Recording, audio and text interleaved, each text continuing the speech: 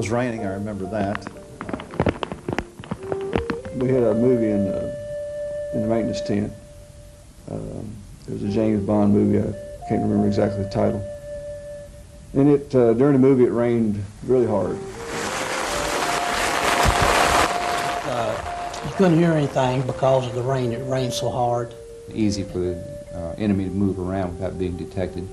And the heavy rain would camouflage any violations of sound that he would make. And after the movie was over, about the time the movie was over, it stopped, and just a real light drizzle. And it was over. We put the film up and turned in for the night. They actually came up pretty much straight down the hill here.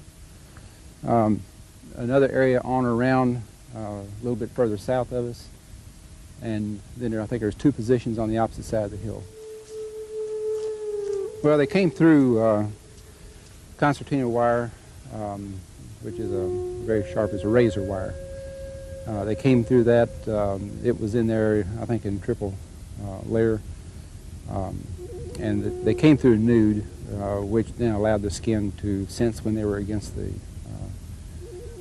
sharpness of the razor wire, and that kept them from getting caught in the wire and kept the wire from rattling and that sort of thing. So they made good their entry into our perimeter. We were still in the gun, and we had fired our regular rounds for that night.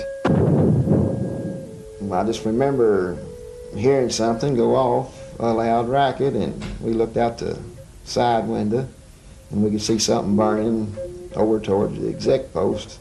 I heard another explosion, and just over the hill where the mess hall was, the tin and plywood from the mess hall was, blowing into the air. At that point, I thought it was incoming ammunition or incoming rounds from mortar, so I ran back into the bunker, yelling incoming to the people that was on my shift, and plus woke up Don. He ran back in, came in, put his hand on my shoulder and woke me up, and we got everybody up and assumed a defensive position at that point. So when I left Don's part of where they were sleeping, and I then went back to the radios at that point, because under those kind of conditions, then we knew that we needed to call in some artillery support. The first call went straight to headquarters battery so that they knew that we were under siege at that point. Do you remember what you said? Just told him that we were under attack. What do you remember? You were asleep? Asleep, and just waking up to someone saying that we're taking mortars. Another voice I heard that they're in the perimeter. Maybe the Gooks are in the perimeter. I can't remember, but I do remember hearing someone saying they're in the perimeter. I stayed in the living quarters area, probably right about here, I'd say. And I was watching. Jody Hayden was to my right, and we were watching the door and a window right here, trying to keep Charlie out of here. The first thing I remember is a RPG round coming through the front of our bunker. RPG meaning? A rocket-propelled grenade. When you heard it, did you know what it was? I did, but I don't believe the rest of them realized what had happened. But I've been up north, and I've been under attack before. I do remember the sound of the satchel charge bouncing across the wooden floor. I'll never forget it. It was a little thumpy, thump, thump, thump. And it didn't, I couldn't imagine what it was, but it turned out to be, it was one of their little blocks of TNT came across the floor. It's a sound you want to forget. How loud? Loud. The noise I never heard. I just felt like something hit me in the back. I couldn't really hear anything then. It was really limited what I could hear because of all the real sharp ringing. I ran out of the bunker, and I looked back on the hill above us, and they were throwing satchel charges on top of the bunker. You could see them lighting the fuses to the satchel charges. So when I come out of the bunker, one of them threw a satchel charge in the doorway, so I jumped over the wall, and that's the sound there when it exploded. That's what burst in my eardrums. We, I think, fired one more round, and then Jerry James told me we're going to have to get out of here because stuff was hitting all around us. I made about 2 steps, and I guess they threw a satchel charge at my back or something, because I can remember turning 2 flips in the air and saying to myself, I'm dead. You know, it just come out for some reason, but I hit the ground and I was still running in the same direction. Never did fall, never missed a step or nothing. Just kept trucking right on and went right in the bunker. First he threw a blanket around me and put the fire out. My shirt and my back of my hair was on fire. He pitched me a rifle, and I can remember shooting one round at it just to see if it was still going to work. At that point, it really became chaotic because there were so many explosions going on, and there were people running everywhere. I was hearing explosion after explosion. The only light we had was the flash from the explosions. Flashing just enough that you could see silhouettes, see people, but not determine who. So you never knew who the enemy was? No, no, I never saw a person that I could say that's the bad guy. We got a lot of people from the other bunkers that were almost destroyed, and they were coming to our bunker, and I can remember one time where there was a whole group that were half jumped and half blown through the door from another charge that was thrown in the hallway. Jim walked into my bunker. I said to Jim, I didn't recognize his plight originally, and I said to him, Jim, are you all right? And with that, I put my hand on his shoulder like that, and my hand kind of skated off of his burnt flesh. And he said, Donald, I'm burnt up. And I tried to sit him down. He said, no, I'd rather stand. He seemed more comfortable just standing. And you lost him? 5 days later.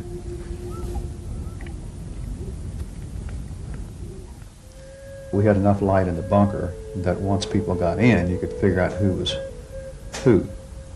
So I can just remember looking back and seeing people from time to time, and just that awful feeling of waste, this total waste of that what I thought was a Boy Scout outing in a faraway country had turned into a nightmare. I crawled to the exec post, and I informed the people in the exec post that they were right behind us. And then they opened fire on the ones behind us. They had to come over the break of the hill. It was kind of just a little mound, and when they did, they exposed themselves.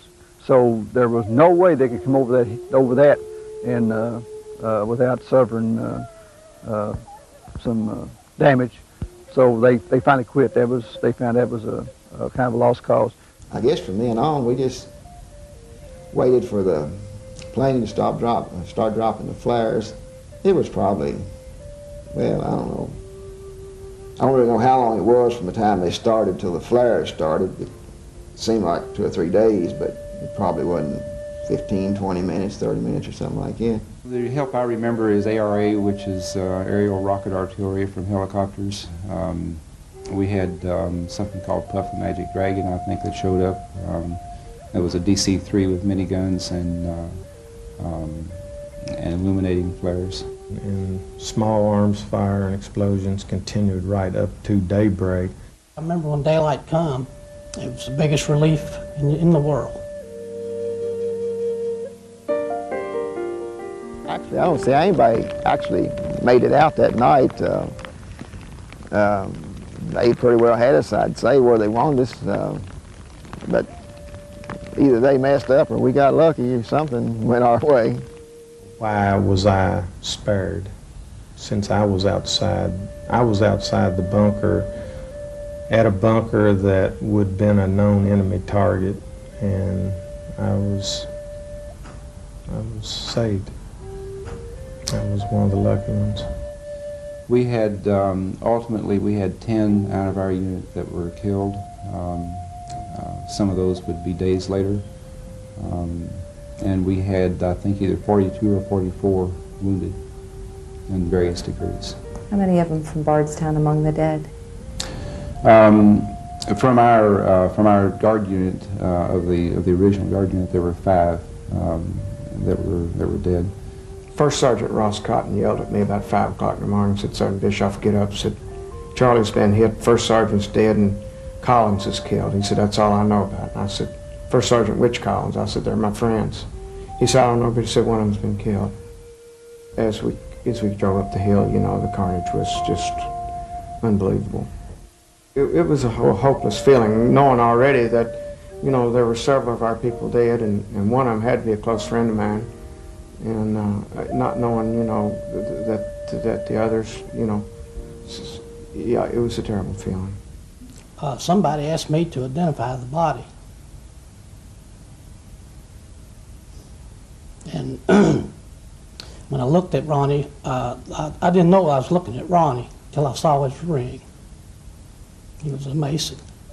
Sam Boone would identify his best friend, Ronnie Simpson. Jim Moore would die 5 days later from the burns he received on Tomahawk. 3 other men from Bardstown's Battery C would die as well: Luther Chappell, Ronnie McElvoy, and David Collins. Collins was probably the first to die, surprising the enemy in the mess hall. A surprise that would cost him his life, but force an early attack by the enemy not all in place. In my opinion, I think David Collins is probably responsible for a lot of us being here today. This wreath from Bardstown to say thank you to David Collins and the other men, and a memorial service to say goodbye, something many couldn't do 26 years ago. They missed the first memorial service on Tomahawk because of their injuries. Now in life and in death, the men from Battery C come together one more time. And maybe now for the living, the war is finally over.